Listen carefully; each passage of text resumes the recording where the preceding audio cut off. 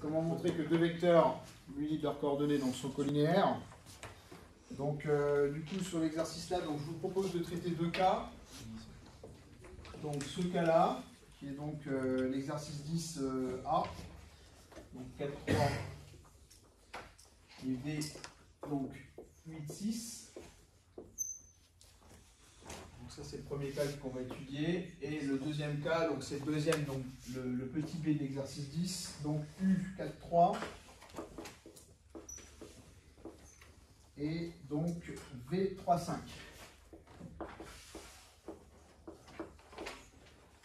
Alors, comment ça marche? Donc, alors, dans cet exercice 10, bon, on vous impose de déterminer un coefficient lambda tel que U égale lambda fois V. D'accord? Donc, pour répondre à cette méthode-là, donc première méthode,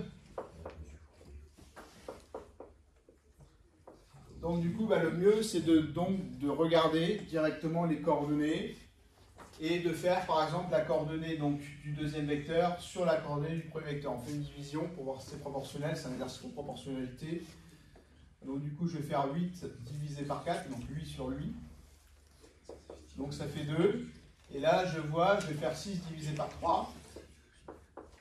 Et là ça fait 2 également, donc c'est super, on a bien le même nombre ici. Donc ça veut dire que les coordonnées sont bien proportionnelles. Donc du coup, ça veut dire que là, on a V qui va être égal du coup à 2 fois U. Ou bien on peut aussi dire que U, c'est la moitié de V. C'est 1/2 de V, c'est la même chose. Dans tous les cas, on a trouvé un coefficient du coup, de proportionnalité qui relie les deux vecteurs. Donc du coup, ça veut dire que donc U et V sont collinéaires.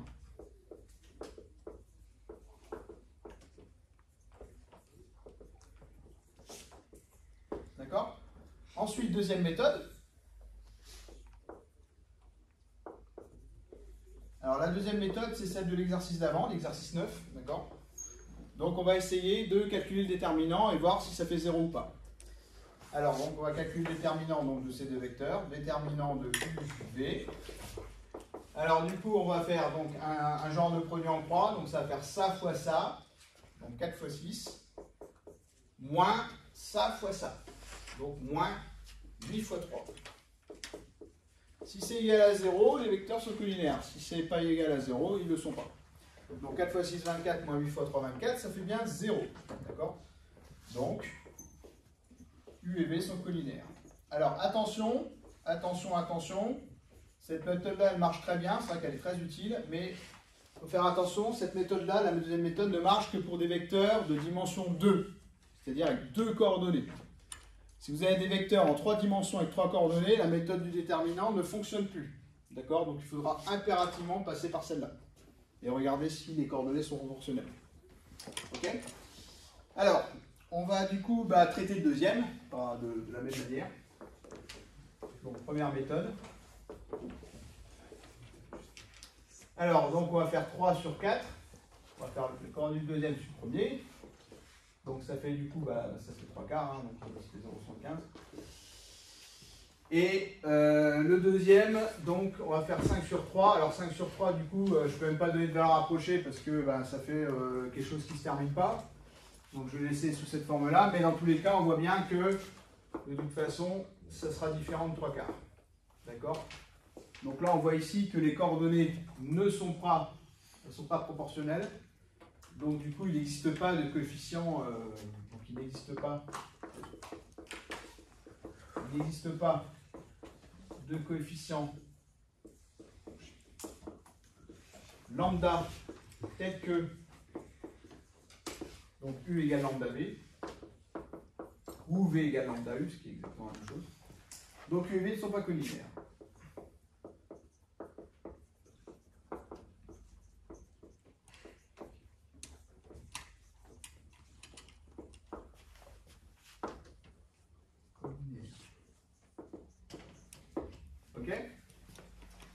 Alors, on va regarder avec la deuxième méthode ce que ça donne, la méthode du déterminant, donc deuxième méthode.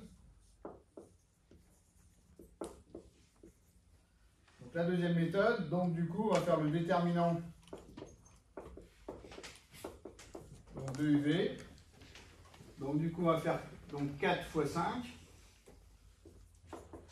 4 fois 5, donc moins 3 fois 3. Donc ça fait 20 moins 9. Donc 20 moins 9, ça fait 11. Donc du coup, c'est différent de 0.